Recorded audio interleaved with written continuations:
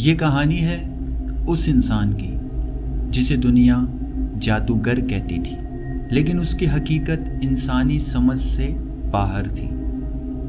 ہاں، حامد آدم موسیٰ، سوڈان کا ایک ایسا نام جس کے نام سے لوگوں کے چہرے پر خوف آتا تھا۔ وہ صرف جادوگر نہیں تھا، وہ جنات کے ساتھ رہتا تھا۔ حامد کا تعلق سوڈان کے ایک گاؤں سے تھا، غریبی، اندھیرا اور روحانیت سے بھرا ہوا۔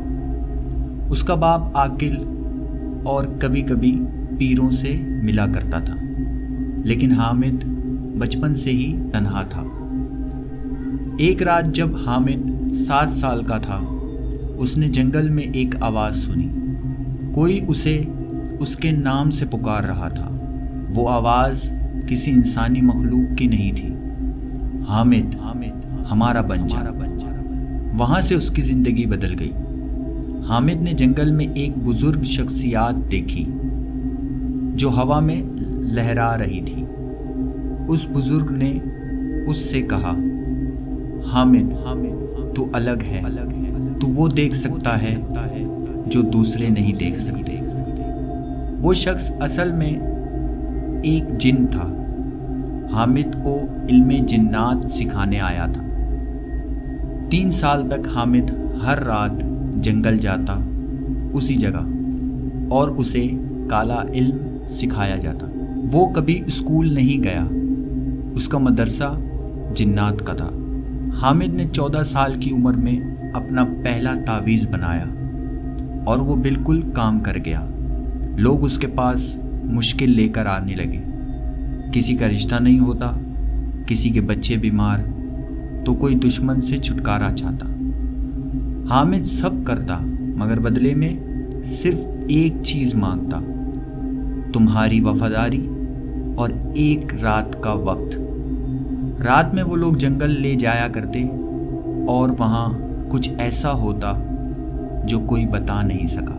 سوڈان کے چھوٹے چھوٹے علاقوں میں حامد کا نام مشہور ہونے لگا۔ لوگ کہتے ہیں یہ بندہ انسان نہیں، اس کے ساتھ کچھ اور ہے۔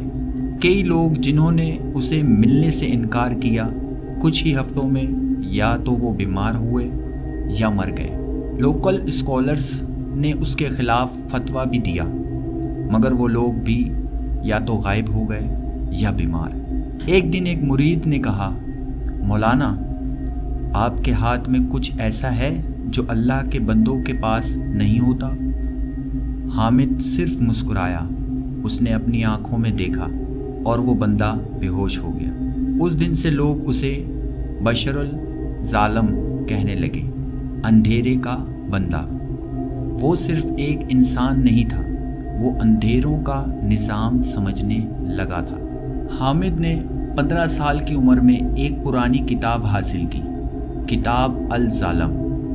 یہ کتاب صرف جنات کے ذریعے ملتی تھی، انسانی ہاتھوں سے نہیں لکھی گئی تھی۔ جن نے کہا، اگر اس علم کو حاصل کرنا ہے تو بیعت دینی ہوگی، اور بیعت کا مطلب تھا ایک انسانی قربانی۔ وہ قربانی کس کی تھی، اس کا ذکر کبھی کسی نے نہیں کیا۔ حامد نے کہا، حامد کا کہنا تھا، میں اکیلا نہیں ہوتا، ہر وقت میرے ساتھ ایک سایہ چلتا ہے۔ یہ سایہ صرف چند لوگوں نے دیکھا۔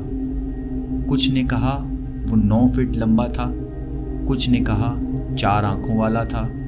وہ جن صرف حامد کے حکم کا پابند تھا اور جسے سالب کہتے تھے۔ حامد کا سسٹم اسٹرکچرڈ تھا۔ لوگ آتے، مشکل بتاتے، اور اگر ان کا ارادہ کمزور ہوتا وہ واپس نہیں جاتے۔ تعویذ خون سے لکھا جاتا تھا، ریچول قبرستان یا جنگل میں ہوتے، انعام کام ہو جاتا تھا، سزا غلطی یا شک کرنے پر بندے یا تو پاگل ہو جاتے تھے یا غائب۔ 2003 میں حامد نے پاکستان سے کچھ لوگوں کے ساتھ کام شروع کیا۔ کراچی، لاہور اور پشاور میں آن لائن تعویذ بیچنے کا سلسلہ چلا۔ ان لوگوں نے کہا، حامد کے عمل کا اثر 24 گھنٹوں میں ہوتا ہے۔ ان لوگوں کے گھر میں عجیب سی چیزیں ہونے لگیں، بتی بجھتی، چہرے دکھتے، دروازے کھل جاتے۔ سوڈان کی حکومت نے جب یہ دیکھا کہ یہ شخص لوگوں کو اپنے مقبول کرشموں سے کھینچ رہا ہے، اس پر سرویلنس لگا دی گئی۔ لیکن ایک رات جس میں کیمرہ اس کے گھر کے باہر لگا تھا، فوٹیج میں صرف اندھیرا تھا اور ایک ہوائی سایہ جو کیمرے کے سامنے سے گزرا۔ اس کے بعد وہ فوٹیج کرپٹ ہو گئی۔ حامد کا ساتھ انسانوں سے نہیں، جنوں سے تھا، اور وہ وقت آ گیا تھا جب وہ اپنی طاقت کا استعمال کرے گا۔ حامد کے پاس ایک کتاب تھی جسے زہر الحیات کہا جاتا تھا۔ یہ کتاب زندہ جانور کے خون سے لکھی گئی تھی اور ہر نئی صف پر ایک روح قید تھی۔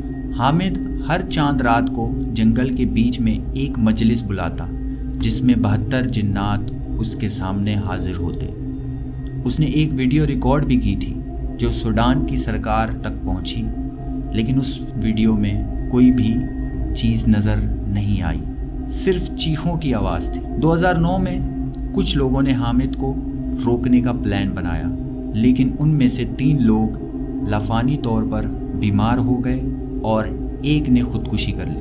BBC ڈاکومنٹری کے حساب سے ایک برٹش رپورٹر سوڈان گیا تھا حامد کی اصلیت سمجھنے، لیکن اس نے وہاں سے صرف یہ لفظ بھیجا: "He is not a magician, he is something else."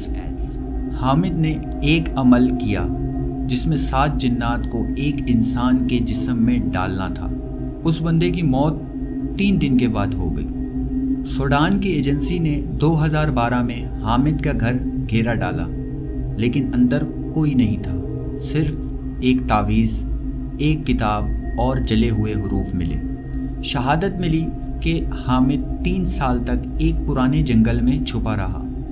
وہاں سے چیخوں کی آواز اور دھواں اڑتا تھا۔ لوگوں کا کہنا تھا اس نے ایک آخر زمانہ جن بلایا تھا جس کا نام تھا ابلیس الصغریٰ۔ ایک شخص نے کہا حامد نے خود کو زندہ زمین میں دفن کر دیا تھا، جسے زندہ قبر کہتے ہیں، جہاں سے اس کا علم قیامت تک بنتا رہے گا۔